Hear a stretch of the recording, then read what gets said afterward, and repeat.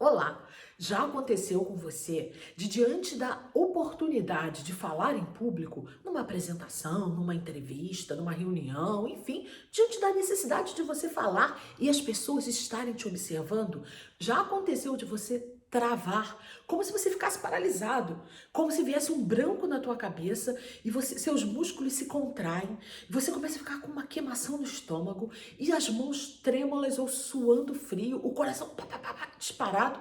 Você já passou por isso? Sabe que você não está sozinho. Essa é uma reação muito comum em quem tem medo de falar em público. Aliás, não só quem tem medo de falar em público, pessoas que têm medo de dirigir ou outros medos também reagem dessa forma. Sabe por que isso acontece? Porque o seu cérebro, ao estar diante de uma situação da qual você sente medo, ele bombardeia a tua corrente sanguínea com hormônios do estresse, mais precisamente a adrenalina. E para quê? Porque para o nosso cérebro, para o seu cérebro, situações de perigo exigem que você ou fuja ou lute. Por quê? O cérebro está programado, nós nascemos assim, vem de fábrica, um dispositivo que interpreta que medo significa ameaça, medo significa perigo. Portanto, todas as vezes que você pensa ou sente medo, o seu cérebro entende que há uma grande ameaça contra você e a principal função do seu cérebro, do meu cérebro, do cérebro da humanidade é a nossa sobrevivência. Logo, se há uma ameaça, há um perigo que, por sua vez, surgiram ali na sua cabeça porque você pensou ou sentiu medo, o seu cérebro vai fazer de tudo para te capacitar para fugir ou para lutar. É importante você entender como esse medo nasceu na sua cabeça. Por que você sente e a outra pessoa não sente? Porque eu já senti no passado e hoje eu não sinto mais. Qual é o critério para um ser humano ter medo e o outro não ter medo? Ah, foi na maternidade? Ó, você, medo. Você. Não, não é assim que acontece. O ser humano, ele só nasce com dois tipos de medo, só. Pesquisas já comprovaram. Um é o medo de cair. O outro é o medo do barulho. Repare que a criança logo chora porque ela pensa ou que vai cair ou ela escuta barulhos estranhos. Todos os outros tipos de medo, nós vamos adquirindo com o tempo, a partir de situações que acontecem na nossa vida e da interpretação que nós damos a ela. Certo?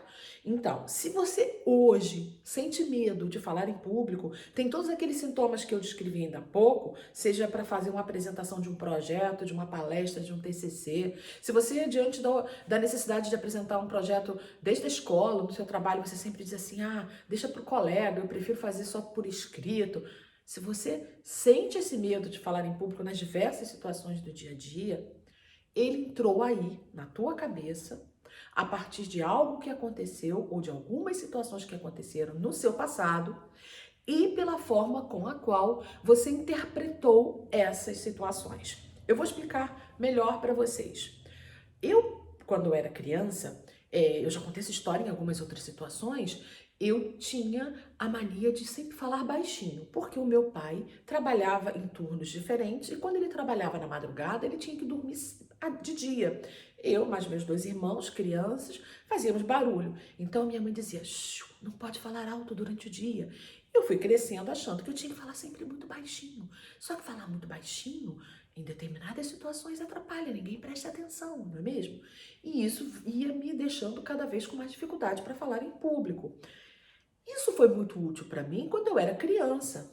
Só que na idade adulta, conforme fui crescendo, eu não precisava mais falar baixinho. Mas o que eu fiz? Eu carreguei comigo aquela orientação. O grande problema de quem sente medo de falar em público é porque no passado enfrentou alguma situação, interpretou essa situação como sendo uma lei e na vida adulta carrega consigo, como se fosse sabe aquelas tornozeleiras de antigamente que vinham com uma bola de chumbo pendurada e que faziam com que a pessoa não conseguisse se movimentar muito? Essas nossas crenças limitadoras, esses nossos dogmas, essas leis que nós criamos na nossa mente a partir de situações do passado, funcionam como se fosse essa bola de ferro que nos acorrenta e não nos deixa caminhar muito longe.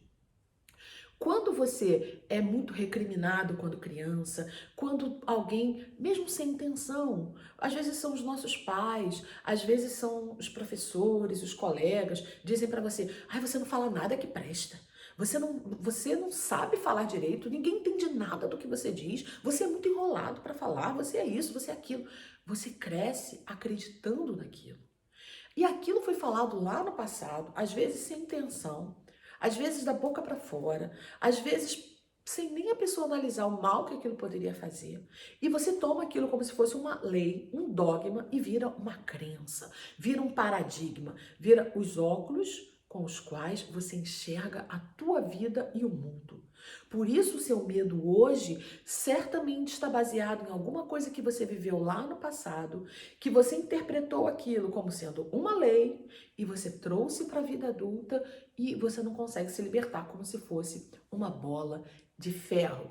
Mas Valéria, como que isso entrou na minha cabeça e agora isso não sai? Tem pessoas que passam por isso, mas não ficam traumatizadas, não transformam isso em crenças limitadoras. Por que que eu não consigo fazer isso? Porque você interpretou como sendo uma lei e você não ainda agiu para se libertar. As crenças limitadoras, elas têm prazo de validade. As crenças limitadoras, elas se esgotam. Só que é como se você esquecesse de olhar o prazo de validade e deixasse lá na prateleira do teu cérebro. É como se você estivesse carregando uma bagagem pesada, cheia de coisas que não te servem mais. E o peso te atrapalha tanto de andar para frente. Você se cansa rápido, como te atrapalha de colocar coisas novas e úteis dentro dessa mochila. Por isso, se hoje você lembra que no passado você foi muito reprimido, você foi muito condenado, muito criticado, se você lembra que no passado você passou por algum vexame, alguma vergonha na escola, seu professor te fez passar por alguma situação constrangedora, ou algum colega te envergonhou, ou mesmo seus pais te chamaram tanto atenção, você praticamente não recebia elogios, você só era criticado. Se você passou por isso no passado, tire isso da sua mochila. Tire isso da sua bagagem, isso já passou. Pense numa coisa, o passado não tem como mudar. O passado você pode no máximo lembrar, mas o futuro está em aberto. O futuro você pode construir. Se o passado você não pode mudar, você pode sim se libertar. Você pode sim não carregar na tua mente.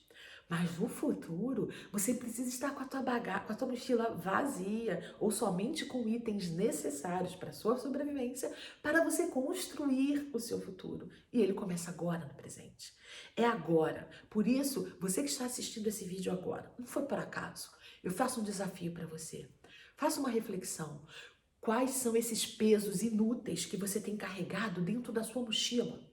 E que tem impedido você de andar muito para frente, de aprender coisas novas. Ah, eu não consigo, isso não é para mim, comigo não funciona. Ah, essa pessoa que tá falando isso aí, a Valéria tá falando isso aí, isso vale para ela, para os outros, para mim não vale. Por quê? Porque eu ouvi no passado que eu não sou capaz. Porque ser feliz, ser livre, ser poderoso não é para mim. Eu nasci com um karma, eu nasci com um destino fadado. Não, você nasceu com liberdade.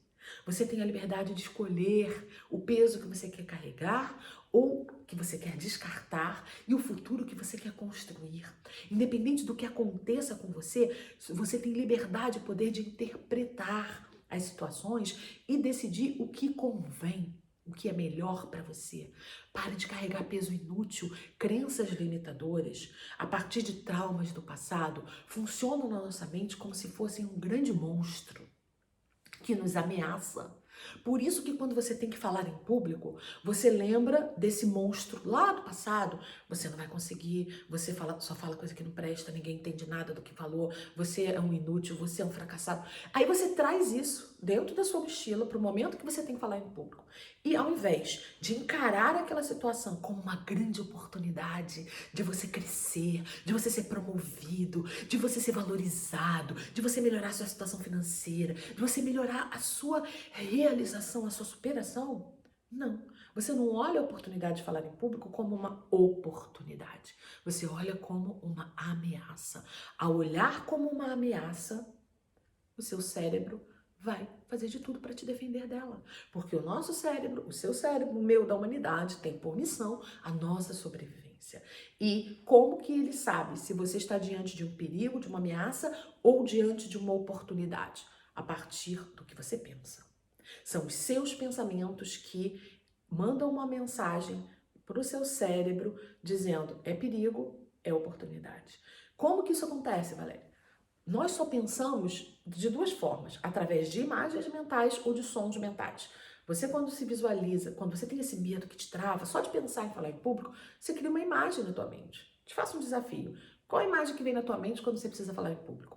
Certamente você vai se ver com as pessoas te olhando, te julgando, você lá todo tenso, você lá numa situação ameaçadora, as pessoas te olhando desconfiados, ou te julgando, ou te recriminando, te achando incompetente, você fracassando. É uma imagem que vem na tua mente. Os pensamentos funcionam através de imagens ou de sons mentais. É aquela vozinha que diz: você não vai conseguir, você vai fracassar. Ah, as pessoas vão rir de você. Você é um incompetente. Você não. Aquela vozinha são os sons. Então nós, seres humanos, nós pensamos de duas formas, ou através de sons ou através de imagens. Quando você começa a pensar em falar em público e você pensa que aquilo te causa medo, que você vai fracassar, que aquilo vai dar errado, que você não consegue, você começou a pensar através de imagens ou de sons.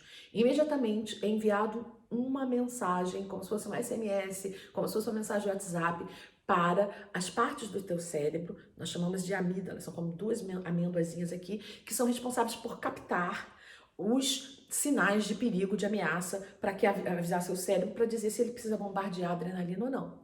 Quando você insiste em pensar através de imagens e de sons no medo que a ameaça que o falar em público causa em você, você imediatamente vai acionar esses dois radares que vai enviar para o teu cérebro a mensagem de perigo e aí você só tem três alternativas. Preste atenção.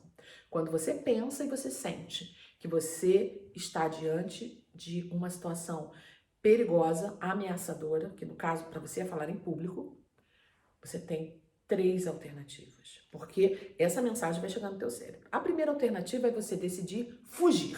Geralmente é a mais comum. Eu, por exemplo, vou dar um exemplo à parte para você entender. Digamos que vem um cachorro muito feroz, um pitbull, se soltou e está correndo na sua direção. O que você vai fazer? Fugir.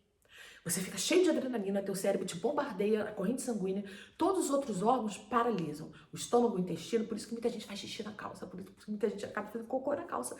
Porque tudo para, porque a concentração do teu organismo é para tua fuga, certo? Se você está com muito medo de falar em público e você instantaneamente decide que você precisa fugir, é isso que vai acontecer com você. Você vai ficar todo suado, tremendo, você vai ficar com a respiração ofegante, você vai travar, você vai dar um branco, porque você está cheio de adrenalina para fugir. Ok? A segunda hipótese é você lutar. Por isso que muita gente, quando começa a falar com nervosismo, com medo, ou fala sem pensar e acaba se enrolando todo. Né? Por exemplo, você está se afogando no mar. Você vai fazer de tudo para nadar mesmo sem saber nadar, para tentar fugir, para tentar se salvar, para tentar lutar contra o afogamento. Aí você precisa daquela adrenalina, porque você está lutando pela tua sobrevivência. Né? Ou então, se esse cachorro, esse pitbull te atacou, não deu tempo de você fugir, você precisa lutar. Você vai ter que lutar pela sua sobrevivência.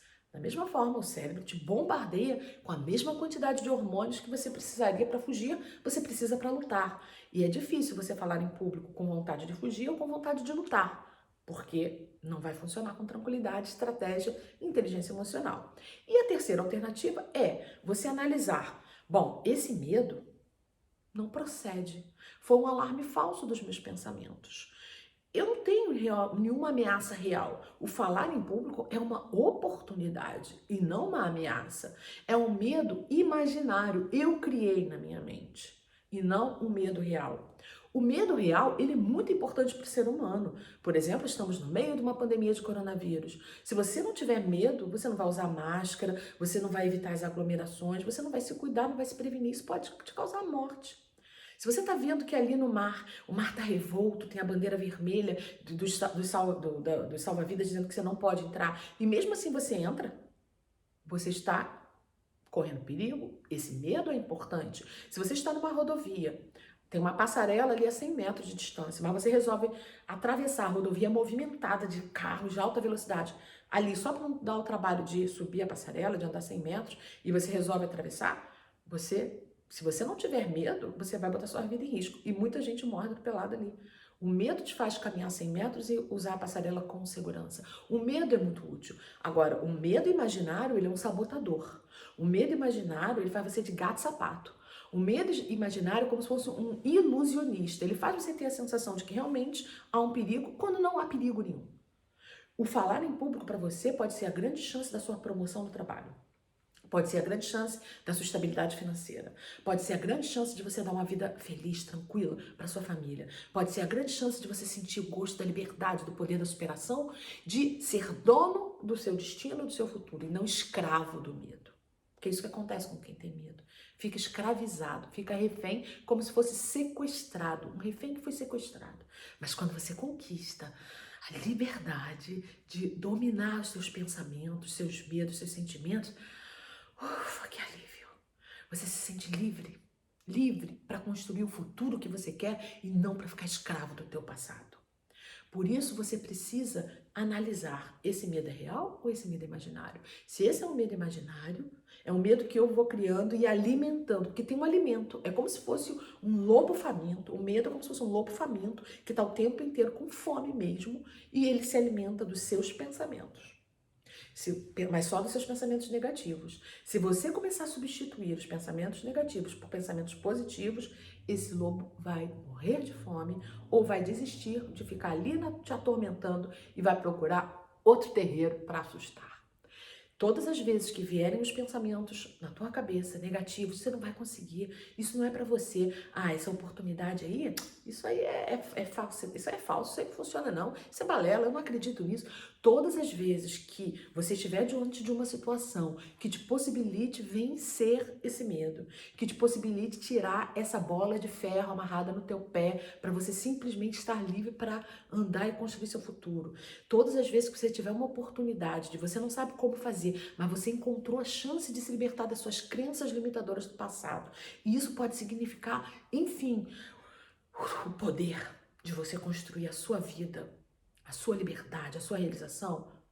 Se você fugir dessas oportunidades e por conta dos pensamentos negativos, você está alimentando esse lobo faminto e você cada vez se distancia mais da chance que você tem todos os dias de construir uma história nova.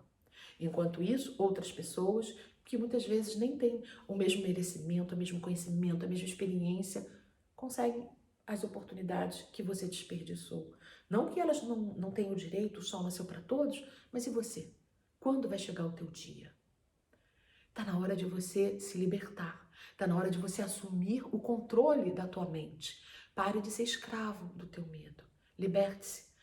Para cada medo há uma solução. Meu medo é de dirigir, meu medo é de falar em público, meu medo é de escuro, meu medo é de elevador, meu medo é de andar de avião. A minha mãe tinha pavor, tem pavor de andar de avião. Ela sempre disse que ela ia morrer, mas que não entraria no avião.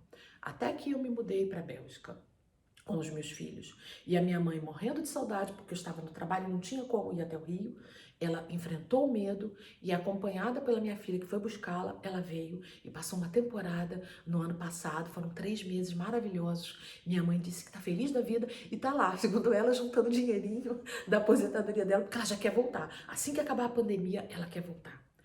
Por quê? O medo, ele só fica maior do que as suas necessidades se você der essa prioridade para ele. Quando você conseguir analisar na tua mente o que é mais importante para você que o medo, ele vai enfraquecendo e perdendo a força. Ele vai morrendo de fome. Para minha mãe, ela falou essa frase: a minha saudade foi maior do que o meu medo. Então eu encerro agora esse vídeo te fazendo um desafio. O que é maior do que o teu medo? A tua necessidade de liberdade, de poder e de ser senhor do teu futuro, da tua história? O que é maior do que o teu medo? A necessidade de você ser promovido no trabalho, conquistar uma situação financeira melhor, para poder proporcionar melhores condições para sua família, mais saúde, mais tranquilidade. O que é maior do que o teu medo?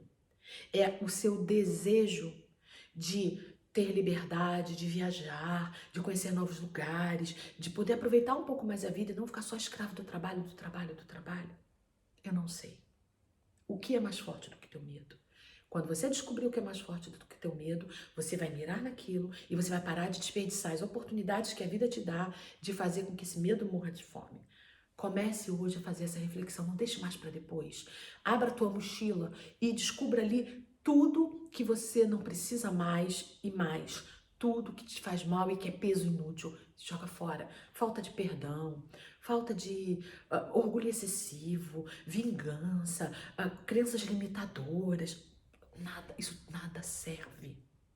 Deixe a sua mochila com bastante espaço vazio e dentro dela somente os itens de sobrevivência. O que for medo legítimo e real, o que for inspiração, os bons sentimentos, a vontade, a determinação, o amor, a coragem. Tudo que não seja favorável a você, tire da sua mochila. É assim que você vai conquistar a chave que vai abrir a algema daquela corrente que acorrenta o teu pé numa bola de ferro. Pare de criar uma âncora que te deixa preso no passado. Liberte-se dessa âncora e deixe seu barco enfrentar o mar. Navios ficam seguros no porto, mas navios foram feitos para navegar. Você foi feita para navegar. Você não foi feito para ficar parado. Vai navegar. E há uma frase que diz que bons ventos não fazem bom. Como diz? Mar calmo não faz bons marinheiros, não é isso? Independente se o mar está revolto, se nós estamos no meio de uma pandemia, se há uma crise econômica, independente disso, você vai ser um bom marinheiro da vida se você sair do porto que você está ancorado e você seguir mar adentro. Isso é para você. Não, você não veio da maternidade fadado ao medo. Não, você precisa se libertar. Combinado? Se você gostou desse vídeo, se você se identificou com alguma coisa que eu falei, responda para mim. Diga para mim onde você se identificou. Gostaria que eu falasse mais sobre isso, sobre o medo? Gostaria que eu explicasse para você outras formas de você mudar o medo, de você se libertar dele, de ressignificar o medo? Escreva para mim. Eu vou adorar saber qual é a tua situação, qual a tua expectativa e sua necessidade para que eu possa construir outros conteúdos como esse para ajudar você, porque essa é a minha missão. Eu sou Valéria Guiar, do Método Palavra-Chave, especialista em comunicação de alta performance. E você é o meu parceiro nessa jornada da vida rumo ao G8, o grupo dos 8% da população que falam com eficácia, com autoconfiança, com eficiência para conquistar seus objetivos na profissão e na vida. Lembre-se, você pode. Te vejo na próxima.